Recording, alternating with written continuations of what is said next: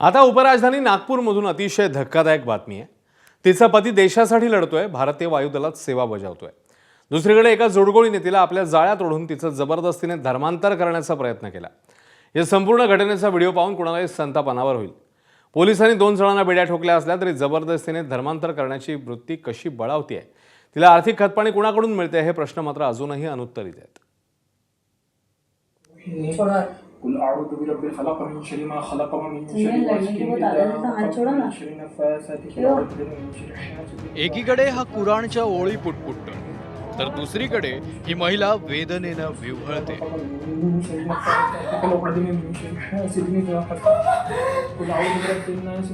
जबरदस्तीनं महिलेचं धर्मांतर करण्याचा हा प्रयत्न कॅमेऱ्यात कैद झालाय आणि हे दुष्कृत्य करणारा अय्याज ताज मदारेला पोलिसांनी कैद केलाय।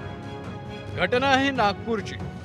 जमिनीच्या व्यवहाराच्या निमित्तानं आरोपी अय्याजनं पीडित महिलेला हॉटेलमध्ये बोलवून घेतलं आणि तिला गुंगीचं औषध पाजलं। ती बेशुद्ध झाल्यानंतर आरोपींनी तिच्यावर सामूहिक अत्याचार केले।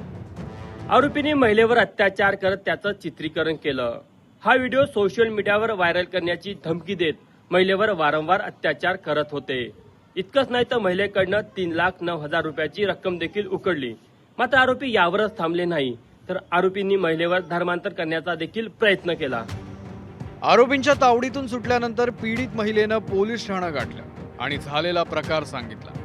फिर्यादीच्या म्हणण्यानुसार जे आहे हे कथन केलेलं आहे। यामध्ये जे आहे आपण मुख्य आरोपी अय्याज मदारे राहणार कळमेश्वर याला आपण अरेस्ट केलेला आहे।